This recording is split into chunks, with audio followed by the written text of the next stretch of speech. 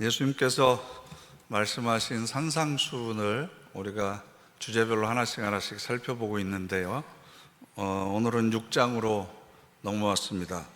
6장 1절부터 18절까지 있는 내용을 보면 구제와 기도와 금식이라고 하는 큰 주제에 관해서 이야기를 하고 있습니다. 구제는 인간과 인간 간의 관계를 이야기하고요. 또 기도는 인간과 하나님과의 관계를 상징합니다. 그리고 금식한다고 하는 건 인간과 물질 간의 관계를 이야기하고 있습니다. 그러니까 이 세 가지 영역이 잘 조율되어져 있는 상태가 하나님께서 보시는 의로운 삶이고, 서기관들과 바리새인들보다 더 나은 의를 추구하는 삶이다라는 내용입니다. 그래서 오늘은 그 첫 번째 1절부터 4절까지 나와 있는 구제에 관한 내용을 우리가 함께 묵상해 보시면서 더 큰 진리의 세계로 가보도록 하겠습니다. 빈민가에서 평생 동안 작은 수녀회라고 하는 단체를 만들어서 섬겼던, 그래서 가난한 자의 어머니라고 불렸던 분이 있습니다. 1979년에 노벨 평화상을 수상했고, 2016년도 가톨릭에서는, 로마 교황청에서는 성녀라고 하는 호칭을 수여했던 그분이 바로 우리가 잘 알고 있는 마더 테레사 분입니다. 이분이 쓴 글 중에 제가 한 구절 읽어드리겠습니다. 나는 결코 대중을 구원하려 하지 않습니다. 다만 한 개인을 바라볼 뿐입니다. 나는 한 번에 단지 한 사람만 사랑할 수 있습니다. 한 번에 단지 한 사람만 껴안을 수 있습니다. 단지 한 사람씩만. 따라서 당신도 시작할 수 있고 나도 시작하는 것입니다. 세상을 사랑하는 것 쉽습니다. 인류를 사랑하는 것도 쉽습니다. 그러나 우리는 옆에 있는 한 개인을 사랑하지 못합니다. 예수님께서도 하나님의 말씀을 인용하시면서 아버지 하나님은 제사보다 자비를 원하신다라는 말씀을 하셨습니다. 제사라고 하는 종교적인 행위보다도 구체적으로 다른 사람에게 자비를 베푸는 행위를 하나님께서는 기뻐하신다라는 뜻입니다. 예수님께서 부활하시고 나서 왜 갈릴리로 가셨을까? 예루살렘 성전으로 가시지 아니하시고, 아니면 로마로 가시지 아니하시고, 왜 가난한 사람들이 살고 있는 갈릴리로 가셨을까라는 것의 의미를 우리가 다시 한번 되새겨 봐야 됩니다. 이웃을 사랑하는 것과 하나님을 사랑하는 것은 결코 떨어져 있는 것이 아니고 동전의 양면과도 같습니다. 마태복음 25장 말씀을 보면 너희가 여기 내 형제 중에 지극히 작은 자 한 사람에게 한 것이 곧 내게 한 것이다 라고 말씀하셨습니다. 나보다 작은 사람 한 사람을 섬기는 것, 그리고 그 사람을 사랑하는 것은 곧 하나님을 사랑하는 겁니다. 그래서 신앙의 지향점이 섬김을 향해 가느냐 아니면 굴림을 향해서 가느냐에 따라서 이단과 정통이 나눠지게 되어 있습니다. 신천지는 14만 4천 명 안에 들어야만 하나님 나라에 올라갈 수 있다라고 이야기를 합니다. 세상을 다스리는 왕처럼 군림하기 위해서는 14만 4천 명 안에 들어가야 된다라고 가르칩니다. 그런데 예수님께서는 마태복음 20장에 인자가 온 것은 섬김을 받으려 한 것이 아니고 도리어 섬기려 하고 자기 목숨을 많은 사람의 대속물로 주려 함이니라. 그러니까 여러분들의 신앙의 지향점도 한번 곰곰이 생각해 보세요. 나는 섬기기 위해서 신앙생활을 하는 건가? 아니면 군림하거나 대접받기 위해서 신앙생활을 하는 건가? 주일날 교회에 오는데 나는 섬기기 위해서 오는 건가? 아니면 대접받기 위해서 오는 건가? 내 신앙의 지향점이 무엇인가? 라는 겁니다. 그러면서 요한 1서에서는 좀 더 구체적으로 이야기합니다. 함께 읽어보실까요? 누가 이 세상의 재물을 가지고 형제의 궁핍함을 보고도 도와줄 마음을 닫으면 하나님의 사랑이 어찌 그 속에 거하겠느냐. 자녀들아, 우리가 말과 혀로만 사랑하지 말고 행함과 진실함으로 하자. 아멘. 말로만 하지 말고 행함으로, 진실함으로 이웃을 사랑하는 것, 그것이 바로 형제를 사랑하는 것이다. 우리나라에 한병철이라는 철학자가 있습니다. 지금 독일에서 활동을 하고 계시는데 고통 없는 사회라고 하는 책을 제가 봤는데요. 그 첫 장을 보면 이런 말이 있습니다. 내가 고통과 어떤 관계를 맺고 있는지 말하라. 그러면 내가 누구인지 말해주겠다. 이게 에른스트 융어라고 하는 사람의 말을 인용한 건데요. 내가 고통과 어떤 관계를 갖고 있는지 나한테 말해줘라. 그러면 네가 어떤 사람인지 내가 알려주겠다.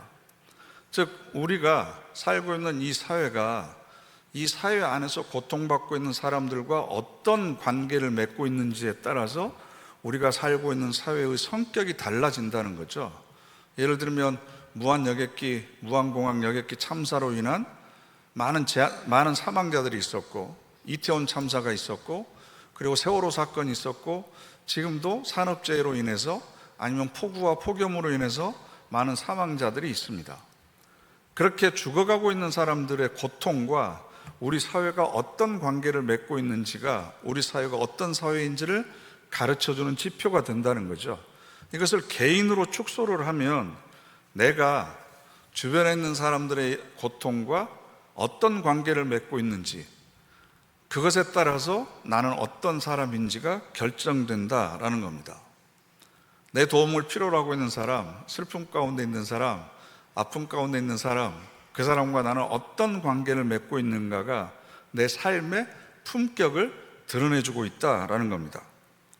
이런 문제의식을 가지고 오늘 말씀을 좀 더 깊이 있게 살펴보려고 합니다. 1절 말씀 함께 읽어보실까요? 사람에게 보이려고 그들 앞에서 너희 의를 행하지 않도록 주의하라. 그리하지 아니하면 하늘에 계신 너희 아버지께 상을 받지 못하느니라. 아멘. 이 1절 말씀은 6장 전체의 기준이 되는데요, 구제할 때뿐만 아니라 기도할 때나 금식할 때도 사람에게 보이려고 하지 말아라 라는 겁니다. 그러면 하나님께 상을 받지 못한다. 우리는 하나님에게도 상을 받고 사람들에게도 인정과 칭찬, 상을 받았으면 좋겠지만 하나님께서는 둘 중에 하나를 선택하라고 하십니다. 그래서 사람에게 보이려고 하는 사람들은 이미 자기 상을 받았다. 그래서 2절과 5절과 16절 말씀을 보면 진실로 너희에게 이르노니 그들은 자기 상을 이미 받았느니라.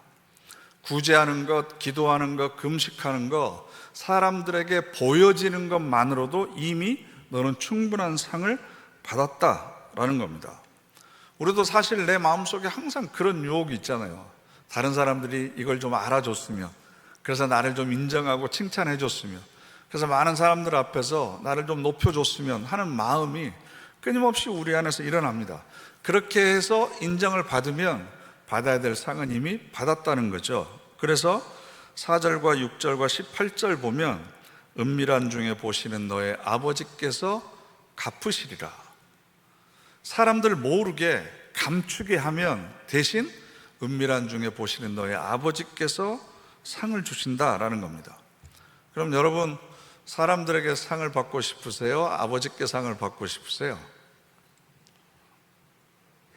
아니, 둘 다 안 된다니까요. 이 질문은 둘 다 할 수 있는 게 아닙니다. 둘 중에 하나를 선택해야 됩니다. 그럼 여러분, 목사한테 칭찬 듣고 싶으세요? 하나님한테 칭찬 듣고 싶으세요? 그럼 저한테 칭찬을 들으면 하나님한테 들을 칭찬을 빼앗기는 겁니다. 왜 목사님은 나한테 칭찬 안 해주지? 왜 나를 알아주지 않지? 고마워하셔야 됩니다. 제가 칭찬하면 하나님으로부터 받을 칭찬이 없어지기 때문에 그렇습니다. 뭐든지 은밀해야 됩니다. 마음과 마음은 공개하고 떠벌릴수록 멀어집니다. 은밀하게 행하는 선행, 그리고 그것을 나도 모르게 받는 그 기쁨, 이것이 마음과 마음을 연결시켜 주는 겁니다. 받는 사람조차도 맞아, 나한테 이거 주는 사람 내가 누군지 알아. 그리고 내가 고맙다고 이야기했어. 그러면 나는 할 만큼 다 한 거야. 그러니까 내가 이걸 받아서 누리는 건 당연한 거야 라고 생각을 하는 거죠. 주는 사람은 내 것을 가지고 내가 주는데 왜 내 이름도 못 내? 내가 칭찬받아야지, 인정받아야지 라고 생각을 하면 물건은 서로 오고 갈 수 있을지 모르겠지만 서로의 마음이 연결되지 않습니다. 서로 공치사하고 비교해서 누가 더 많이 했는지 자랑하게 되고, 그리고 적게 한 사람을 흉까지 보게 되고, 사실은 이것은 세상에서의 문제뿐만 아니라 우리 교회 안에서도 빈번하게 일어나는 겁니다. 구제라고 하는 것은 선행입니다. 착한 일을 하는 겁니다. 그런데 그 동기와 의도가 잘못되어 있으면 구제를 하는 것을 통해서 오히려 받는 사람에게 상처를 줄 뿐만 아니라 하지 않는 사람까지 정죄하고 판단하는 죄를 짓게 된다는 거죠. 탈무드 보면 이런 재밌는 얘기가 있는데요.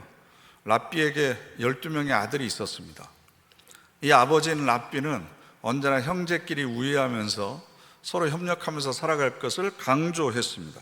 그런데 어느 날 가족들이 모두 잠들 무렵인데 한 아들이 아버지에게 와서 이렇게 이야기합니다. 아버지, 다른 형제들은 잠만 자는데 저는 자지 않고 계속 기도하는 시간을 가졌습니다. 그랬더니 아버지가 여러분 같으면 뭐라고 그러시겠어요? 이 랍비는 이렇게 얘기합니다. 얘야, 그래서는 안 된다. 다른 형제의 흉을 보며 기도하는 것보다 다른 형제와 같이 자는 편이 훨씬 더 낫다.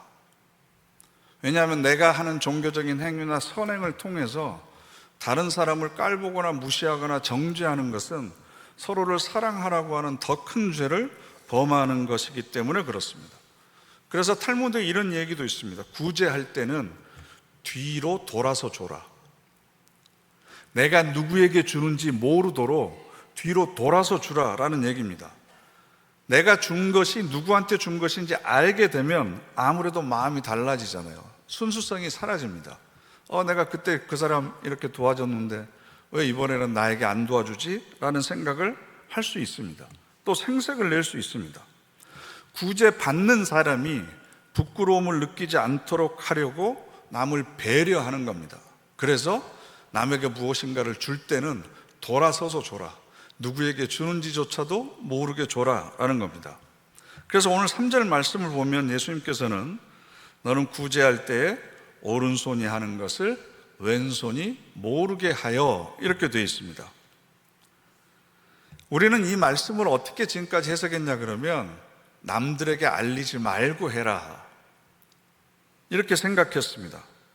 왜냐하면 1절에 사람에게 보이려고 하는 말씀이 있고 4절에 은밀한 중에 보시는 너희 아버지께서 라고 하는 표현이 있기 때문에 사람에게 보이려고 하지 말고 다른 사람 모르게 은밀하게 내가 했다는 거 드러내지 말고 그냥 조용히 해라 라고 하는 말로 이해를 했습니다. 그런데 사실 이 수준도 우리가 지키기가 굉장히 힘들잖아요. 남 모르게 해야지 라는 마음이 강하게 드는 것은 사실은 알아주었으면 하는 마음이 내 안에 있기 때문에 모르게 해야겠다라고 하는 생각이 있는 거죠. 알아줬으면 하는 마음이 없는 사람은 모르게 해야 되겠다라는 생각도 하지 않습니다. 그냥 자연스럽게 하면 되는 거죠. 그런데 오늘 성경에 있는 말씀에 그 3절 말씀을 원문대로 번역을 해보면 우리 성경에는 이렇게 되어 있습니다. 너는 구제할 때 오른손이 하는 것을 왼손이 모르게 하여 내 구제함을 은밀하게 하라. 그래서 다른 사람 모르게 하는 것처럼 우리가 이해하기 쉬운데요, 원래 이 원문을 보면 이렇게 되어 있습니다. 함께 읽어보실까요? 그러니 내가 구제를 행할 때 내 오른손이 행하는 것을 내 왼손이 알지 못하게 하라. 그래야만 내 구제가 은밀한 것 안에 있게 된다. 아멘. 오른손이 하는 것을 왼손이 모르게 해야만 은밀한 것 안에 내 구제가 머물러 있게 된다라는 겁니다. 그러면 이 말씀은 남들이 모르게 하라는 얘기가 아니죠. 왜냐하면 오른손은 내 거고 왼손은 남의 겁니까? 오른손과 왼손 다 내 겁니다. 내 거. 오른손이 한 일을 왼손이 모르게 하라라고 하는 말의 의미는 뭘까? 보통 오른손은 능력을 상징합니다. 그래서 보통 행위를 이야기합니다. 왼손은 이와 대조적으로 마음을 이야기합니다. 오른손이 하는 것을 왼손이 모르게 하라라고 하는 이야기는 내가 했던 행위, 구제의 행위를 내 마음도 모르게 하라는 겁니다. 내가 기억하지 말라라는 겁니다. 이게 바로 구제의 은밀성입니다. 남이 모를 뿐만 아니라 나 자신도 내 마음도 모르게 하라는 겁니다. 마음도 모르기 때문에 성경에서는 하나님만이 아시는 보상이 있다라는 겁니다. 남도 모르고 나도 모르는 구제를 해야 된다. 이게 우리에게 기대하고 계시는 하나님의 기대치입니다. 나도 모르게 구제할 때만 비로소 남도 모를 수 있다는 거죠. 남은 모르는데 나만 알 수 있는 구제, 이것은 있을 수가 없다라는 겁니다. 이게 어떻게 가능할까라는 거죠. 마태복음 25장을 보면 최후의 심판에 대한 비유가 나오는데요, 나중에 예수님께서 모든 사람들을 염소와 양으로 나누십니다. 그래서 양으로 분류된 사람들은 의인에 속하죠. 그래서 오른편에, 염소로 분류된 사람들은 악인에 속해서 왼편에 이렇게 나누십니다. 그러면서 의인으로 분류된 양들에게 뭐라고 말씀하시냐 그러면, 내가 줄일 때 먹을 걸 주었고, 목마를 때 마시게 했고, 나그네 되었을 때 영접하였고, 헐벗을 때 옷을 입혔고, 병들었을 때 돌보았고, 옥에 갇혔을 때 와서 보았느니라.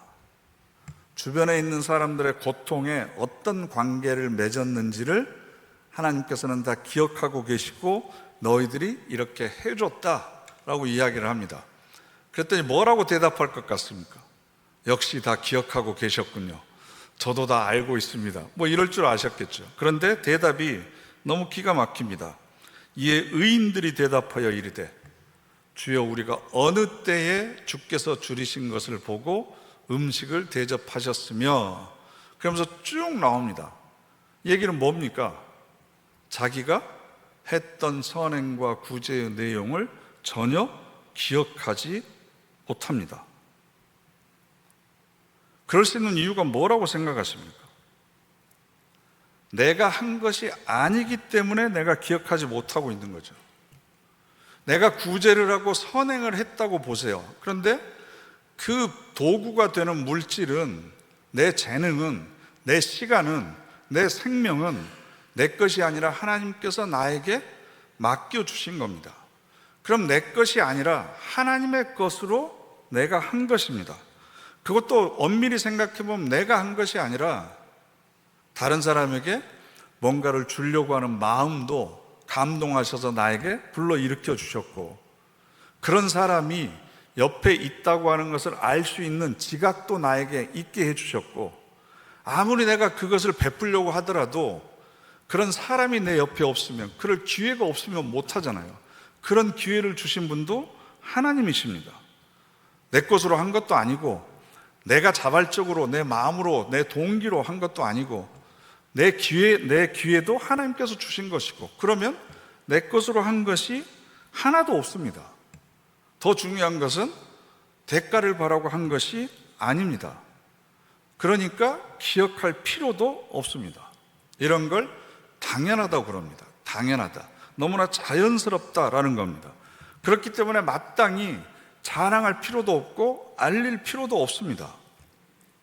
그런데 염소로 분류된 사람들, 죄인으로 분류된 사람들은 뭐라고 대답했는 줄 아세요? 44절 보면 함께 읽어보실까요? 주여, 우리가 어느 때에 목마르신 것이나 나그네 되신 것이나 헐벗으신 것이나 병드신 것이나 옥에 갇히신 것을 보고 공양하지 아니하더이까. 아멘. 그러면 이 사람들은 하지 않고 거짓말을 하고 있는 걸까요? 아닙니다. 이 사람들도 율법에 근거해서 충실하게 옥에 갇힌 사람들이 있으면 가서 찾아봤고, 헐벗은 사람들이 있으면 입혀줬고, 배고픈 사람들이 있으면 먹을 것을 주었습니다. 할 만큼 충분하게 선행과 구제를 했습니다. 그렇기 때문에 이렇게 당당하게 스스로를 대꾸하면서 변호하고 있는 거죠. 그러면 양과 염소 둘 다 선행과 구제를 한 것은 똑같습니다. 차이점이 뭐겠습니까? 기억하지 않는다는 겁니다. 내가 하지 않았기 때문입니다. 나도 모르게 했다는 겁니다. 그래서 2절에 그러므로 구제할 때에 외식하는 자가 사람에게서 영광을 받으려고 회당과 거리에서 하는 것 같이 너희 앞에 나팔을 불지 마라. 내가 지금 이 정도의 물품을 나눠주려고 그러니까 필요한 사람들은 전부 나한테 오십시오. 장터에 가가지고 나팔을 불면서 사람들을 모읍니다. 그러면서 온갖 의시되면서 사람들에게 하나씩 하나씩 구제하면서 자기를 자랑합니다. 그러면 이미 자기 상은 다 받았다라는 거죠. 이 말씀은 우리 모두를 부끄럽게 합니다. 저도 마찬가지입니다. 때로는 사람들의 인정과 칭찬에 한껏 고양되기도 합니다. 그런데 그렇지 않으면 또 풀이 죽기도 합니다. 이건 좀 교인들이 알아줬으면 좋겠는데 라는 마음 때문에 하는 경우도 너무나 많이 있습니다. 혹시나 알아주면 내가 받을 상은 다 뺏겼구나, 아버지에게 받을 상은 없어지는구나 생각을 해야 되는데 그걸 생각하지 않습니다. 이 말씀이 행해졌던 시대는 로마 시대입니다.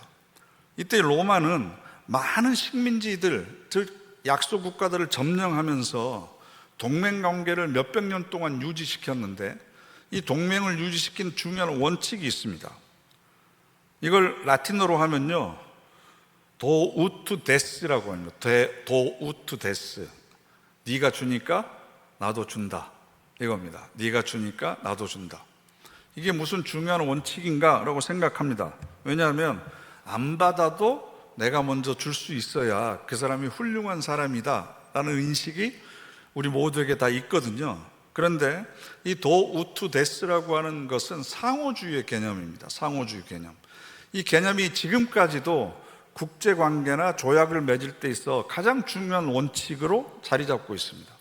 상대방 국가에 의해서 상대방이 우리나라에 우호적이면 나도 우호적으로 대하고, 그 나라가 나에게 비우호적으로 대하면 나도 비우호적으로 대합니다. 국제관계에 있어서나 인간관계에 있어서 가장 기본적인 것은 주는 만큼 나도 받는 거고 나도 받는 만큼 주는 겁니다. 이것이 분명해야 됩니다. 그것이 상식처럼 되어 있는 사회가 바로 예수님께서 살고 계셨던 로마 시대였습니다. 그때 예수님께서 이런 말씀을 하시는 거예요. 받지 않았어도 줘라. 주는데 그것을 네 마음도 모르게, 다른 사람도 모르게 할 뿐만 아니라 네 마음도 모르게 줘라. 하늘 아버지께서 다 기억하고 계시고 은밀한 중에 다 지켜보고 계신다. 사람들에게 상을 받으려고 하지 말고 하나님 앞에서 상을 받아야 된다. 교회에서 봉사하는 것도 마찬가지입니다. 내가 얼마나 섬기느냐, 내가 얼마나 구제하고 얼마나 물질로 섬기느냐, 이것도 마찬가지입니다. 누가 뭐라고 하든 하나님께서 모든 것을 보고 계신다. 사람들로부터 인정받거나 칭찬받으려고 하는 마음이 있으면 끊임없이 자기 자신과 싸움을 해야 됩니다. 어떤 분들은 내가 찬양대 경력이 지금 20 몇 년이고 내가 권사 몇 년 했고 그걸 내가 한 겁니까? 그게 왜 우리의 자랑이 돼야 됩니까? 내가 섬기고 하나님께 헌신했던 것이 그게 사람들 앞에서 자랑이 된다면 나중에 하나님께서 네가 받을 상은 다 이미 받았다 라고 이야기를 하면 얼마나 우리가 난감하겠습니까?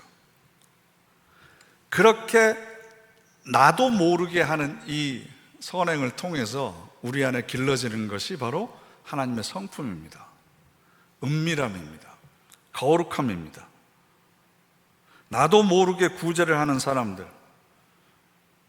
다른 사람이 고통 가운데 있으면 그것이 마치 자기의 고통인 것처럼 똑같이 느껴지는 것, 이게 바로 나와 너의 경계를 뛰어넘어서 자기를 초월하는 거죠. 자아가 확장되는 겁니다. 나만 내가 아니고 너도 나가 되는 거죠. 그래서 너와 나의 구별이 없어지니까 저절로 마음이 우러나와서 나도 모르게 무엇인가를 행하게 되는 겁니다. 물에 빠진 사람을 보고 뛰어드는 사람도 그렇고 지하철 선로에 떨어진 사람을 보고 몸을 던져서 건져내려고 하는 사람들의 행위도 이런 겁니다.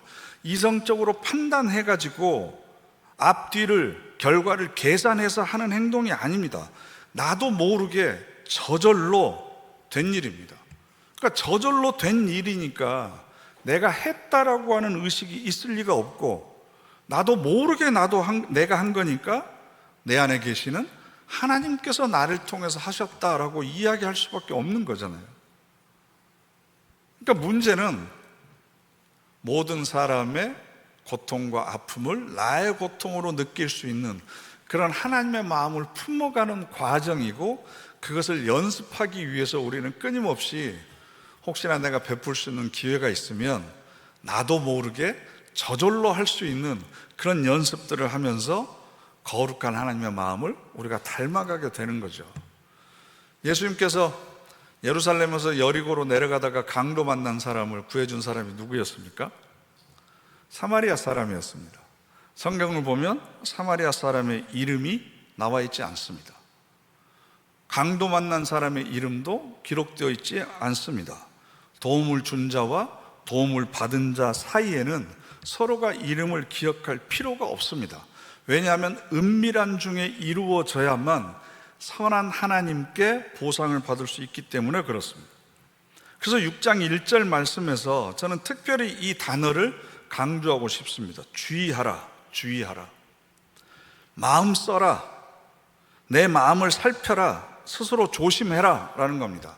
그렇지 않으면 하나님께 받을 상이 없어지게 되는 겁니다. 세상에는 공을 세우는 사람이 많습니다. 구제를 하는 사람도 많습니다. 우리가 상상하는 액수를 뛰어넘어서 기부를 하고 많은 사람들에게 호의를 베푸는 사람들이 얼마든지 많이 있습니다. 그런데 중요한 것은 나도 모르게 행하는 사람은 얼마나 있을까라는 겁니다. 하나님께서 나를 지켜보고 계시고 하나님께서 내 모든 것을 갚아주실 것이라고 하는 믿음이 우리 안에 있어야만 됩니다. 이것을 주의하지 않으면 내가 아무리 많은 것을 베푼다고 하더라도 이것은 아무것도 아닌 것이 되어버립니다. 은밀한 중에 보시는 너희 아버지께서 갚으시리라. 내가 했던 선한 행위를 숨기려고 하는 그 마음, 그것을 통해서 하나님 아버지의 거룩한 마음이 우리 안에 길러지게 되는 거죠. 길러지게 되는 거. 도우트 데스라고 하는 라틴어를 아까 말씀을 드렸는데요. 하나 더 라틴어를 소개해 드리려고 합니다. 로마 사람들이 편지를 쓸 때마다 관용적으로 쓰는 인사말이 있습니다. 우리도 부모님한테 편지 쓸 때는 기체일양 만강하시고 간에 두루 평안하신지요 이렇게 관용구처럼 쓰잖아요. 이게 바로 로마 사람들이 쓰던 관용구입니다. 시 발레스 베네 발레오라는 겁니다. 함께 읽어보실까요? 시 발레스 베네 발레오. 뜻이 뭐죠? 당신이 잘 있으면 나도 잘 있습니다.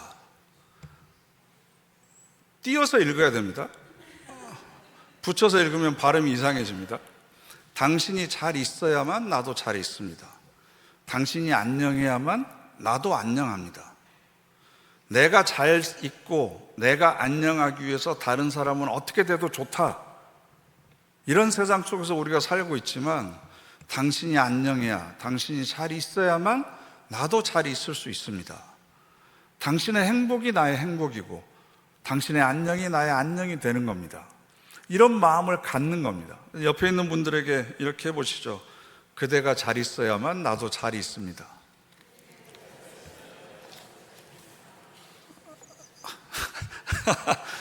어색하시죠? 그대가 잘 있어야만 나도 잘 있습니다. 제가 주보에 루시드 폴이라고 하는 가수가 있는데요. 여러분들 잘 모르실 겁니다. 그 사람이 부른 노래 중에 고등어라고 하는 노래가 있어요. 고등어. 모르실 겁니다. 후반부에 보면 이런 내용의 가사가 있습니다. 나를 고를 때면 내 눈을 바라봐줘요. 난 눈을 감는 법도 몰라요. 가난한 그대 날 골라줘서 고마워요. 수고했어요. 오늘 이 하루도. 여러분 생선사로 가면 좌판에 이렇게 고등어 쫙 이렇게 있는 거 상상해 보세요. 그럼 고등어가 눈 뜨고 있던가요? 감고 있던가요? 네. 나를 고를 때면 내 눈을 바라봐줘요. 난 눈을 감는 법도 몰라요. 가난한 그대 날 골라줘서 고마워요. 수고했어요. 오늘 이 하루도.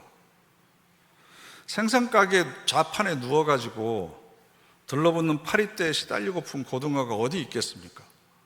그런데 고등어가 나를 위해서 희생해 줬다. 나를 위해서 그 생명을 섬겨줬다라고 하는 생각, 저는 이 시적인 상상력이 너무나 기발합니다. 밥상에 올라있는 수없이 많은 반찬들과 음식들은 모두 생명들입니다. 내 생명을 유지하기 위해서 다른 생명들이 끊임없이 희생하고 있고, 다른 말로 이야기하면 나에게 선행을 베풀고 나를 섬겨주고 있기 때문에 내 생명이 오늘 하루도 지금 유지되고 있는 겁니다. 그러면 나를 유지하기 위해서, 나를 살리기 위해서 희생한, 섬겨준 이 생명들에 대해서 나는 얼마나 고맙고 감사하는 마음을 갖고 있는가. 그래서 오늘 여러분 반찬을 보면서 감자와 고구마여 땅속에서 어둠을 견디고 내 밥상까지 올라와줘서 너무나 고맙다. 오리야, 물과 땅을 넘나드는 솜씨에 경의를 표하고 너의 생명을 나에게 나눠줘서 너무나 내가 행복하다. 왜 웃으시는 줄 압니다. 안 해봤으니까, 어색하니까, 그만큼 우리가 고마움을 모르고 살아가니까, 모든 것을 당연하다고 여기다 보니까 감사가 없어지는 거죠. 내 생명 하나를 유지하기 위해서 지금도 태양이 돌고 있고 우주가 움직이고 있고 하늘의 별과 땅에 있는 모든 생명들이 이 생명 하나 살리기 위해서 여전히 나에게 선행을 베풀고 섬기고 있습니다. 그러면 나는 어떤 생명을 살리기 위해서 나의 것을 나눠주고 섬기면서 살아가고 있는가? 상생, 다른 생명을 먼저 살림으로 인해서 내가 살아날 수 있다. 당신이 안전해야만 내가 안전하고, 당신이 평안해야만 내가 안전하다. 내가 다른 사람의 고통과 어떤 관계를 맺고 있는지, 그것이 바로 내 삶의 품격을 결정해 준다. 그리고 은밀하게 행하려고 하는 그 마음, 잘 안 되지만 그 불가능에 도전함으로 인해서 하나님의 성품을 점점점 닮아가고 배워가는 그런 저와 여러분 되시기를 간절히 바랍니다. 기도하겠습니다. 이 시간 우리 다 같이 합심해서 결단의 기도 드리기를 원합니다. 은밀한 중에 모든 것을 보고 계시는 하나님, 아버지 앞에서 구제와 기도와 종교적인 행위가 행해지기를 원합니다. 그래서 사람들의 인정과 칭찬이 아니라 하나님의 상급을 바라보는 삶이 되게 하여 주시옵소서. 항상 우리의 마음을 주위에서 살펴보고 성찰하게 하시고, 그래서 삶의 모든 행위를 통해서 그리스도의 마음을 닮아가게 하옵소서. 우리 다 같이 합심해서 결단의 기도 드리겠습니다.